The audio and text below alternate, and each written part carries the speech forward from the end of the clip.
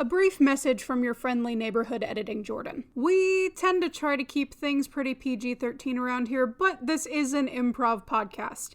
So, who knows what we're going to say. Sometimes we throw in some swearing, some sexual content, and some violence.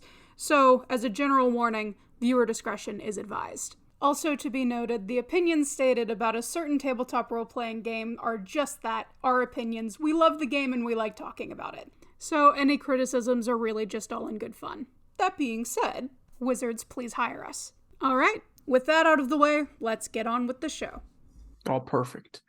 And by perfect, as my character arc by the end of the year, I enjoy her. No. I don't think you should phrase it like that. I think you absolutely should. That's my OTP, Pertuset, and the robot lady that announces the recording. All right. Ahem. Was the night before Pertusetmas, when all through the house there were two creatures stirring. They were not mouse. Jordan and Levi telling stories to spread Christmas cheer while they waited a co-host who had too much beer. You know, I mean, I've told you the entire plot of the Christmas Prince series at this point. I kind of figured that he would be here by now. I think you need to go over it one more time with me. I really haven't been holding on to it. Okay, so there's 3 movies. And the first one, she's a reporter and she breaks in to the palace and pretends to be a nanny. Oh, I'm so sorry. I'm so late. Where were you? They don't know I know this part. Spreading Christmas beer. Beer? But wait. I think you made a typo. Oh, dang. Autocorrect. Autocorrect moment. And I think it's supposed to be Christmas cheer. Oh. I think it should be a holiday about me instead. Do tell. Well, as you guys know, I was born on Christmas. What? Yeah. Yeah, I totally remember you telling me that. Uh-huh. No! SpongeBob Womp sound effect. So, as a result, I thought to myself, you know what we should do this year? You know, this is the first Christmas season that we had the podcast. Mm-hmm. Mm-hmm. Sort of. Yeah. I think we should celebrate Pertusetmas instead. You guys weren't already celebrating Pertusetmas? Okay, but how do we celebrate Pertusetmas? Oh, I'm so glad you asked, Jordan, the co-host of Nat One Podcast, who proudly presents 12 Days of Pertusetmas. Oh. And you know what? I think the best way to tell the story of how to celebrate Pertusetmas to the people at home is with several stories about Pertusetmas. You can't sum it up in just some tenets. You gotta tell stories. Of course. Know, I think you're right. The only way to spread Pertusetmas cheer is through doing something on this podcast. Exactly. Obviously. This will be one of the holidays of all time. Oh my god, it's the holiday when people say happy holidays. Yeah. I was going to say, we are the main outlet for Pertuset to the world. This is the only way he gets to communicate with other people. It's true. That's true. So this is the only way we can spread Pertusetmas cheer. It's true. We do limit his internet access otherwise. Yeah. I'm not allowed to do things. Well, one of you guys go first. I don't feel like I should do it. What?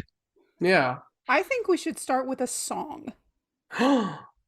Which song? I've got prepared. 2. I'm imagining there's 2. Shoot, I need a jingle. I know 2 iconic Pertusetmas songs that anyone should know in any household at this time of year. There's the 12 Days of Pertusetmas, and there's also from the hit classic How Terran Saved Pertusetmas, the Pertuset Miser songs. Well, I feel like the 12 days of Pertusetmas should probably come towards the end of the broadcast. I mean, Probably. podcast. Yeah. Oh, yeah. The cast. So Pod we're broad. gonna go with the song from How Terran Saved Pertusetmas. The hit classic that everybody knows, based on the hit Dr. Seuss poem, yes. This is a Dr. Seuss poem? Yeah. Okay, yeah. No, you're right. Yeah. All right. So Yay! I'll pull it up real quick and I can give it a quick read over. I believe it goes to the tune of the Miser Brothers song, if you know that song. I never heard Because of it. yeah, no, it's not that well known. It's from some old like weird I think it's like I don't know, claymation or something The Year movie. Without a Santa Claus. It's from That's my favorite claymation Santa Christmas movie.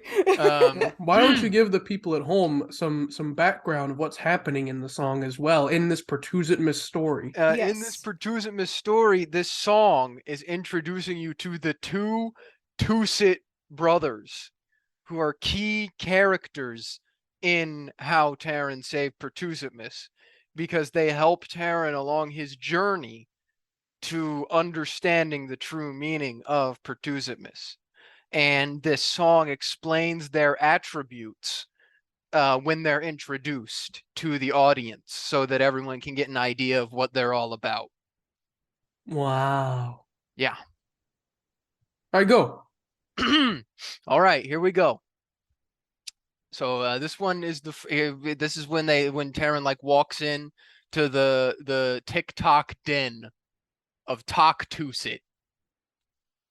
He's Mr. Trend Predictor. He's Mr. Joke. He's Mr. Talk Clicker. He's Mr. In the Know. They call him Pertuset. Whatever he makes is sure to be one of the greats. He's no fake. Amazing.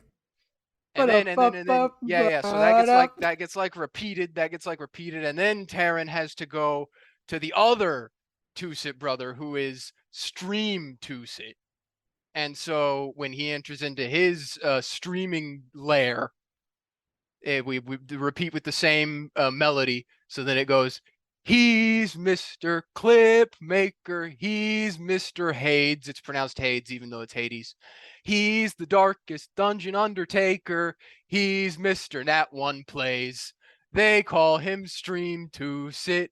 Whatever he games, always earns him the name Mr.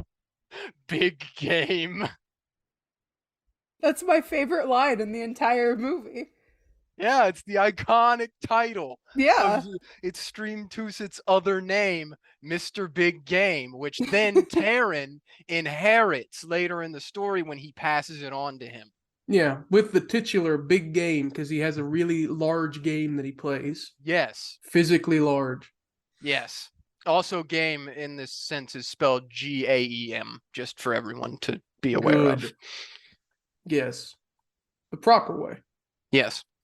But yeah, that's the Tuset Brothers song from How Terran Saved Pertusetmas. What's the moral of the story? What does the young Terran learn as he saves Pertusetmas?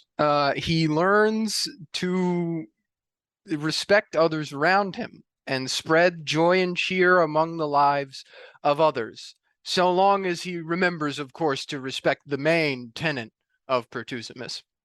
Aha. Understood. All the other things will follow, of course, naturally, as long as he respects the main tenet of Pertusetmas. Yeah. As most Pertusetmas stories go. Remind me, it's been a really long time since I've seen How Terran Saved Pertusetmas. How does Terran save Pertusetmas?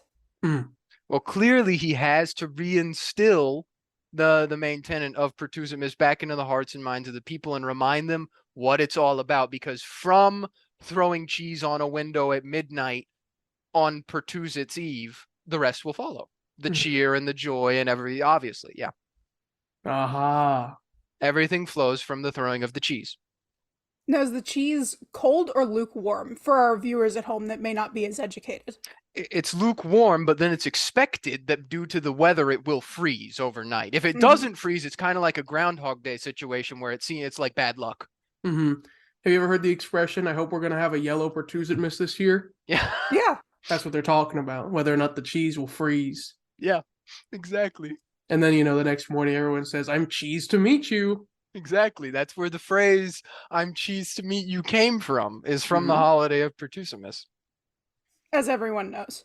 Which weirdly coincidental that it rhymes with "pleased to meet you." Yeah. Of course, some people claim that the origin of Pertusetmas actually hails from like Patusala, like an old, I believe it's Gaelic holiday. I know nothing about Patusala. You'll have to excuse me on that one. I don't know much about it either, but apparently it was a thing around the same time. So there's some mixed messages about, which came first. But point is really it's all about throwing that cheese. That's what it's really all about. Exactly. And specifically at the midnight hour, because it has the highest chance of freezing. Yeah, definitely don't want to do it like midday. Oh my gosh. No. Oh yeah. And remember, it has to be your neighbor's window. Exactly. Yeah, I forgot that very important. I forgot to mention that very important part. Yes, it has to be a neighbor.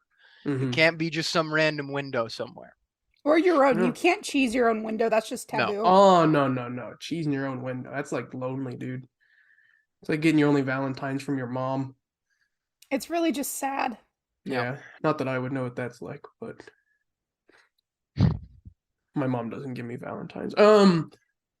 All right. Well, thank you, Levi, for sharing some of that. Let's see if the people at home let us know what your holiday spirit is like right now, your Pertusetmas spirit, as we head into the next tale. And let us know some of your family traditions for Pertusetmas. Yeah. What you guys like to do around this time of year. Do you use nacho cheese or feta cheese? Exactly. Parmesan? Mozzarella? I don't know, guys. Even with all this talk of cheese, I'm still not quite feeling the Pertusetmas spirit. What? Yeah. Well, what can we do? Do you want me to tell a story next, or do you want to tell a story? I think I can tell a story next. Okay, all right. Hopefully you'll liven your own spirits up with a nice Pertusetmas classic. What do you got for us? So I have the tale of the little match girl beats the fuck out of Frosty. Ah, I love that one. My mom told it to me ever since I was 3. Right? That's It's gotta my be favorite. one of my favorite Pertusetmas stories. So, okay. Once upon a time, in a very far off land, and a long time ago, in the year 2021, there was a little match girl who roamed the streets trying to sell her matches, despite the fact that it is 2021 and most people vape. She did not, it was not a very sound business practice at the time. No. So she's walking around. It's Pertusetmas Eve, and she's trying to sell her wares. And it's so cold outside because a mysterious blizzard has suddenly rolled into town, even though it was unseasonably warm for December that year. And so as she's walking around trying to sell her matches, people in the back and some of the newspapers and news stations talk about the blizzard rolling in and about how there have been snowman sightings around, particularly the sighting of one dastardly villain, Frosty the Snowman, who everyone knows is the world's worst criminal and wreaks havoc every time the temperature dips below -5 degrees. Exactly. And reeks in general. Yes. Yeah. Yes. So there have been Frosty sightings, and he has been running around wreaking havoc, terrorizing families on what is supposed to be this joyous holiday. So as the little match girl stands freezing in the cold, she decides to light one of her matches since they're not selling well and she's probably dying. When she strikes the match, she sees a vision of the evil Frosty the Snowman before her eyes as if he's really there. Unfortunately, a cold gust of wind blows by her and it fizzles out the match, and the match goes out and she loses the vision and the little warmth that was provided from the match. No! Yes. Desperately, she strikes another match, and this time the vision lasts a little bit longer as she's able to shelter the flame. And she sees again Frosty the Snowman. Although, unfortunately, these matches don't provide the warmth that she's seeking since she's standing outside in a blizzard with matches. And so as it continues to grow darker and colder and the blizzard picks up, she continues to strike matches, yielding much the same result, providing no warmth, but still showing her more and more visions of Frosty the Snowman. Specifically, how to beat Frosty the Snowman. Oblivious to her surroundings due to the vision, she doesn't notice the people fleeing the streets as the blizzard draws closer and the snow picks up. This signals his arrival. His arrival being Frosty the Snowman. Boo! Boo! As she strikes the last match, she is struck in the head by a snowball full of rocks and immediately dies.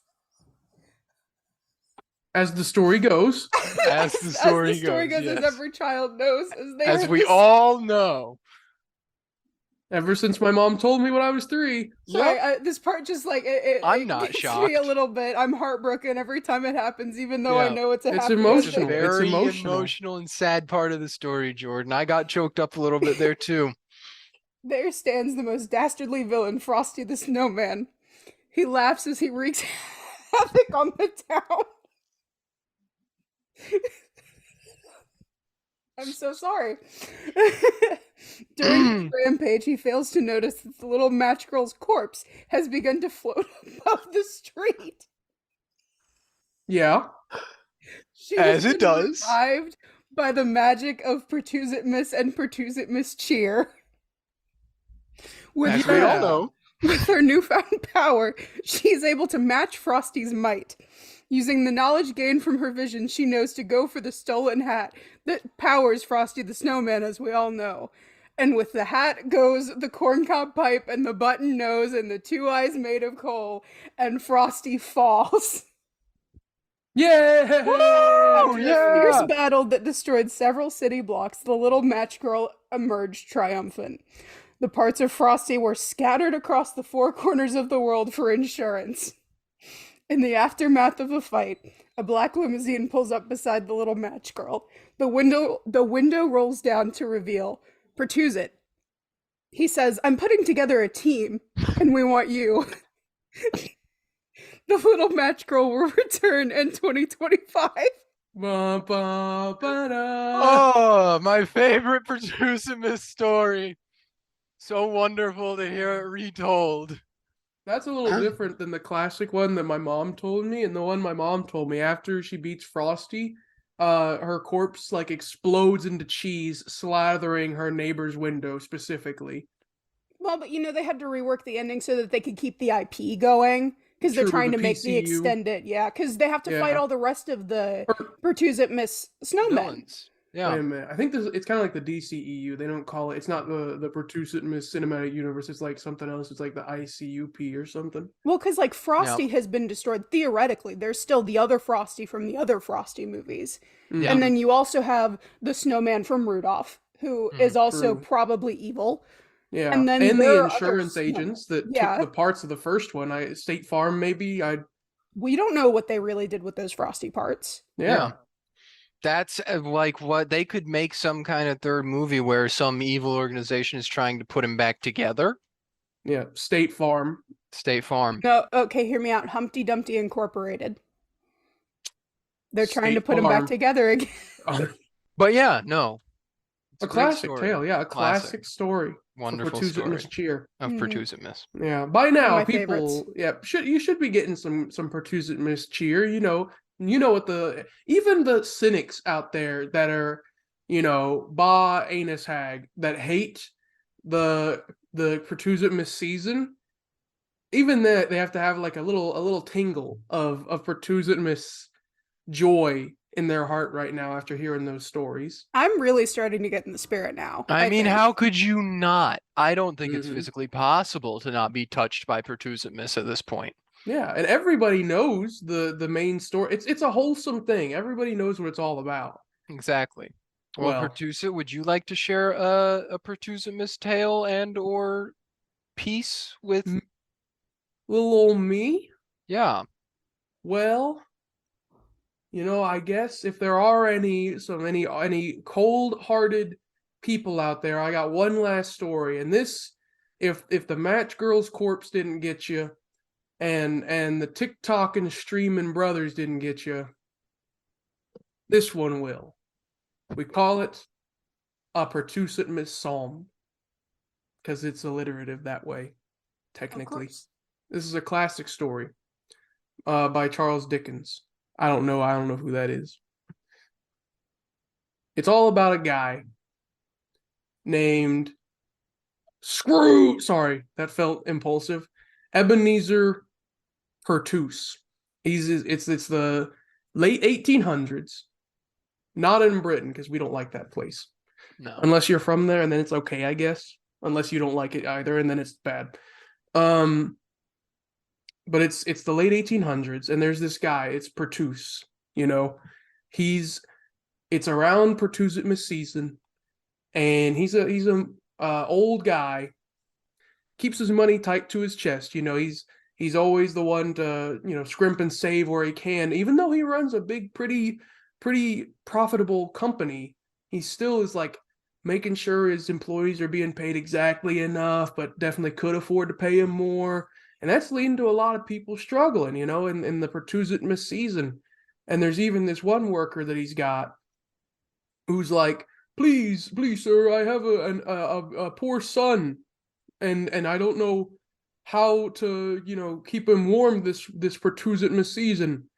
And then, of course, Pertuse says, ba anus hag, as I just recently quoted. Yes. And doesn't pay him extra money. We'll return to that guy later.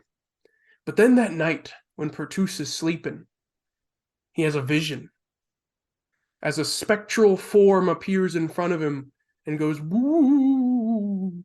And he knows that voice too well. It's his old business partner that started his company with him, which I just decided, ironically, is a toy company. His old business partner, Dylan's. The ghost cheese balls. And it says, oh, Pertuse, you've been a goober. And Pertuse goes like, oh, what is this? What is this on this godforsaken night? And then the ghost Dylan says, tonight you will be visited by 3 entities, 2 co-hosts of times yet to be, but are kind of have been already. They didn't give me a script for this. And one that isn't. And Pertuse goes like, go away, you are not real, you lost your shares of the company long ago, and I don't care anymore, and I don't like you. And then the ghost Dylan's rattles its ghost Dylan's cheeseball chains as it goes away, flying on the red bovine bark mug root beer dog from that one episode that Dylan's was on. And then later in the night, the undisturbed old Pertuse, he gets a vision. And what is it? Oh, it's terrifying. A ghastly, ghoulish, giant figure stands before him. And Pertuse goes like, oh, what are you, Spectre? And this long figure goes like, I'm Levi. I'm the ghost of Pertusetmas past. And Pertuse goes like, whoa, I can't believe this. And then the Levi Pertusetmas past ghost says, I'm here to teach you a fact about Pertusetmas history. And then he explains to him how during 1955, which is yet to come in this story, and I don't know how the author predicted this, during the Cold War, a child called, at the time, the Continental Air Defense Command, which was later renamed to the North American Aerospace Defense Command, or NORAD. And the child asked if it was Santa Claus, even though people thought it was a bomb threat because they just got a mysterious call from nobody they knew.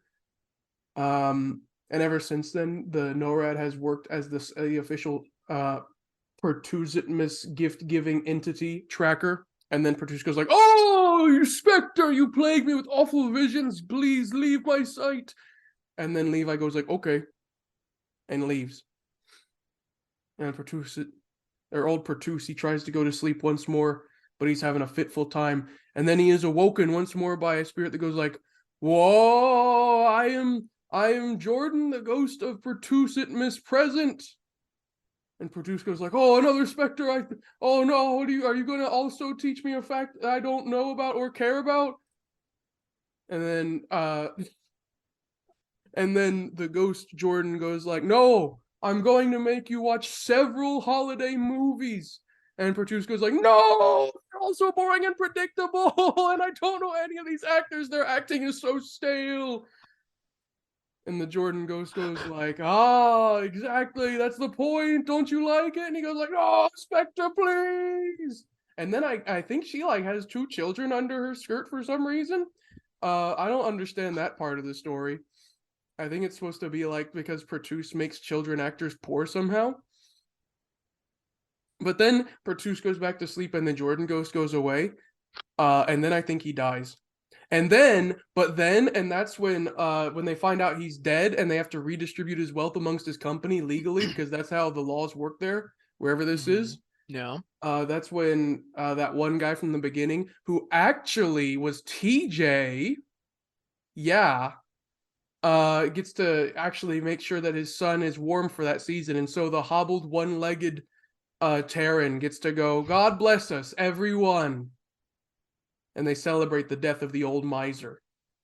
So did the third Spectre off him? Nobody knows. They weren't there. Okay. But that's when they all throw cheese on old Pertuset's window to celebrate. In honor of Dylan. Because he specifically was known of barring the poor and hungry from buying cheese. Mm-hmm. Which is why the main lesson everyone should take from Pertusetmas is to kill old stingy people and throw cheese on them. Yes. Now, I know that it's been highly marketed nowadays that Pertusetmas is actually a holiday about celebrating those that are born on holidays because they don't often get that much attention. But it's not. It's about throwing cheese on your neighbor's window at ungodly hours. What are they going to do? They're and not holiday cheer. Yeah. They're not going to be awake for it, and if they are, they're going to be doing it to their own neighbors, so they're not going to be there to defend their house. Yeah. That's like my favorite part is coming home from throwing the cheese and seeing how much cheese is on my house. Mm-hmm. Yeah.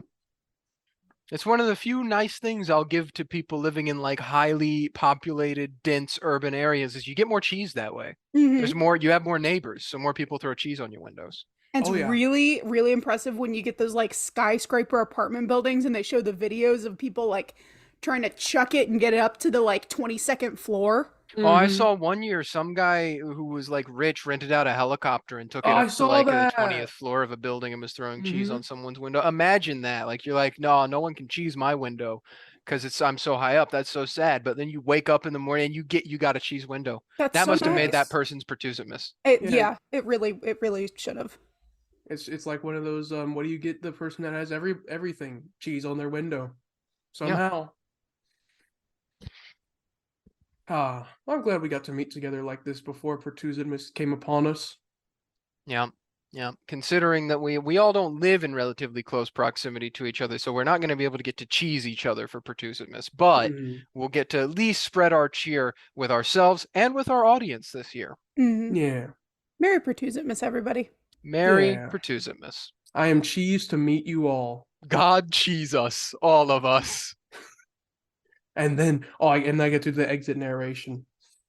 And away they all flew, I guess, like the down of a thistle.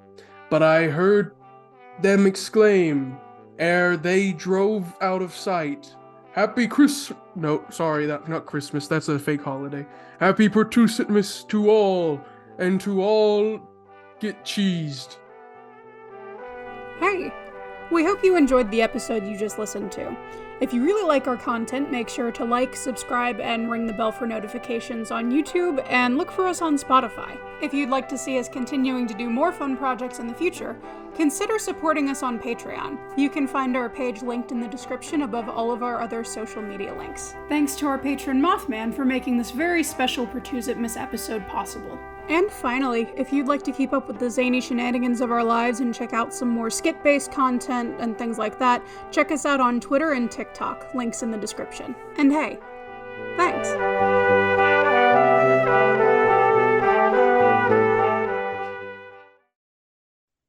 On the 12th day of Pertusetmas, my co-host asked of me 12 darkest dungeons, 11 poggers pogging, 10 Levi's creeping, 9 Hades dancing, 8 memes a milking, 7 clips are trimming. 6 games are playing. 5 golden posts. 4 falling guys. 3 Genshins. 2 goofy gloves. And the end of him as paint spree. Happy Pertusetmas! Happy Pertusetmas, everyone! Yay. I think they're gonna think that I have a huge ego. Go drink some pegnog. Huh? Don't call it that. Stay pegged, everyone. That's Pepsi eggnog. It's pegnog.